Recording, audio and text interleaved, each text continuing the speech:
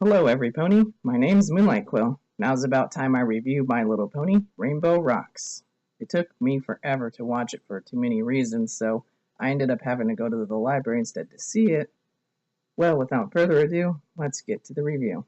Well, then, as the movie starts in the world of Canterlot High, we meet our new villains, Dazzle, Dusk, and Blaze, who are complaining about how terrible this world is. Then we later see the ending of Equestria Girls, which I thought is a really cool idea, so we can see all that action from their eyes this time.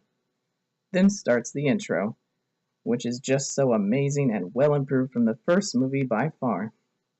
Then, after the intro, it comes back to Canterlot High, where we see everyone in the gym preparing for the upcoming Battle of the Bands concert. Then we see Sunset is trying her best to make it up to everyone for her actions in the first movie, but of course she is still hated by everyone, which is no surprise. But I'm actually glad it's going to be this hard for her because it wouldn't make any sense if everyone just started to like her a lot and cutting her slack after what just happened. Well, next we have our alternate main five who are also preparing in the concert with their own theme already in the works. Things are going rather well, except for Rainbow Dash brings out her bad side by taking too much pride in her starting of the band thing and the leadership of it. But this isn't our real Rainbow Dash, so I guess that's why she seems off with that attitude. We now start with the first song of the movie called Shake Your Tail, which is about how things are different and better from before. This song is so good it makes me even tap my hoof a few times to the beat, lyrics, and other tones of the song. Afterward, Applejack is as confused as I am as to why they can still use their magic even though Twilight is still gone. And I actually have to agree with the other reviewers. I love how Pinkie is totally honest with how bad Sunset was before, but what I love the most is that she's willing to admit all her mistakes and wanting to make a permanent change in herself.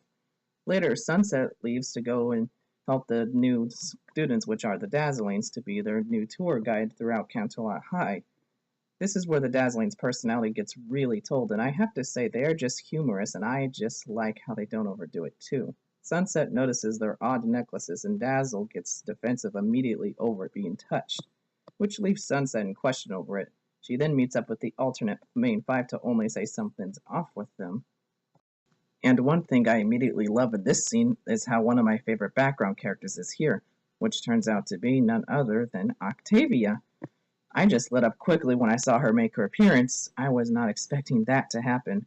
Well, anyways, after Sunset has her discussions about the Dazzlings then come out to start their song called Let's Have a Battle of the Bands. Just like the opening, this song is just really good too. I love how we can see Vinyl in the background just ignoring everyone bobbing her head to her own music. Afterwards, our cast leaves to find out how they can get Twilight's help on how to stop the Dazzles. Sunset then shares a special book that can message to Princess Celestia. Sunset explains how it works, then she sends Celestia the message to a book that is connected to hers. We then finally get to see our loving ponies for the first time, which is cool how they waited this long to show us the ponies. I'm sure everyone saw it. Derpy flew past the camera fast above Ponyville, which got me so happy to see her again. We then get to see Twilight's new castle behind Ponyville, and our real main six just socializing around with things. And quickly, Twilight notices the vibrating book on top of all the other books from Celestia, which is a call for her help. After learning that her Canterlot High School friends are in danger once more, but by the sirens this time, and I actually got so surprised to learn that the Dazzlings are not ponies at all. I thought they were when I first saw some of the trailers. Well, now Twilight knows that she needs to somehow get back to Canterlot High to help her friends over there. However, as we know, the gate is still closed till a very long time. Then quickly, Pinkie Pie inspired Twilight to make a special machine to make the gate open whenever she wanted. At first I thought when she was making the machine, I just thought, wow, Twilight, you have really gotten smarter on how to make something so powerful and fast by just only one idea. One thing that gave me a good laugh is what Twilight said. I can't really say it well, so I'll just have the subtitles do the work. Yeah, I cannot say that correctly. So Twilight and Spike go back to Canterlot High and reunite with the alternate main five and Sunset Shimmer. After a nice reunion, everyone goes to Mr. and Mrs. Cake Shop to discuss what's up and what Twilight knows of the Dazzles. After she explains what she knows, the seven of them go back to the school to put an end to the Dazzles. Sadly, instead of banishing them, they embarrass themselves. I have to admit, I felt a little embarrassed to see such an action happen to them that is cool, but just, oh man. Wow, okay, moving on. Next, they are back outside discussing on what they can do to make their magic work, and Sunset comes up with an idea that inspired Twilight to make a song that is to counter their power. But too bad she can't come up with anything clever just yet. Kinda reminds me of myself when I can't come up with something good for another new project at times. So luckily for Twilight and Spike, they got to stay at Pinky's place for the night instead of the library again. Ah yes, we get to see just how they hang out as human teenagers. Not only that, we see what is perhaps a GameCube controller. My first thought is that they are playing Smash Bros. Melee or Mario Kart Double Dash. Okay, I'm sure that's not what they're really playing. Anyways, they're just playing games on the internet and taking self pictures. It's so cool to see the main six just acting like some of us may do in real life when hanging out with our own friends. After everyone falls asleep, Twilight sneaks into the kitchen to resume the counter spell that is supposed to work on the Dazzlings. Okay, as every analyst may point out, this scene is amazing. The beautiful effects that go on are so well done. I don't know how it's done, but however they make this kind of animation works is so great. Now Sunset comes in to see what's up, and each of them feel for how the other feels on similar problems they have of a fear. This is quite a bonding part in the story, and it's done so well, I can see how this moment will be remembered. Then we have Maud appear out of nowhere and scaring Sunset as bad as me watching a friend playing Five Nights at Freddy's. It was so cool to see her make another appearance again. We haven't seen her in quite a while. Into the next day, everyone is at Applejack's practicing for the tournament, and boy did it not go so well. I got a good laugh at how Big Mac just walks on by disagreeing with Spike, saying how they are getting better. So we only have Rainbow Dash's magic unleashing because of how she was playing, well, better than the others. The song is a bust, and then our cast starts to argue with Rainbow Dash again on how she's hogging all the spotlight. Luckily, it didn't last long as they decide that they will not play as good performance to not unleash their magic until the final. So Twilight can come up with a better song till then. We now go to the main event of the Battle of the Bands at Canterlot High. Well, things start out awkwardly as Snips and Snails perform a hip-hop which gives the audience similar reactions to ours. So the Rainbooms are up and play Shake Your Tail, not as super as planned, but unfortunately, things started to go wrong with the other competitors messing them up with their own props, so going against them. After it ended, well, badly, Sunset confronts the Dazzlings in probably the same dark end of the hallway to inform them that she knows what they are doing and that she's not letting them be successful in their plot. Then they counter her argument with her backstory of her failure of conquering, which makes Sunset feel no different of her past. Later, the Dazzlings take their turn on the stage as they play a song called Under Our Spell. Okay, this song. Oh man, this song is the best song in the entire movie to me. It has so much heart and passion in it. Well, anyways, we now go to the highlights of many victories and defeats from the other competitors in the tournament.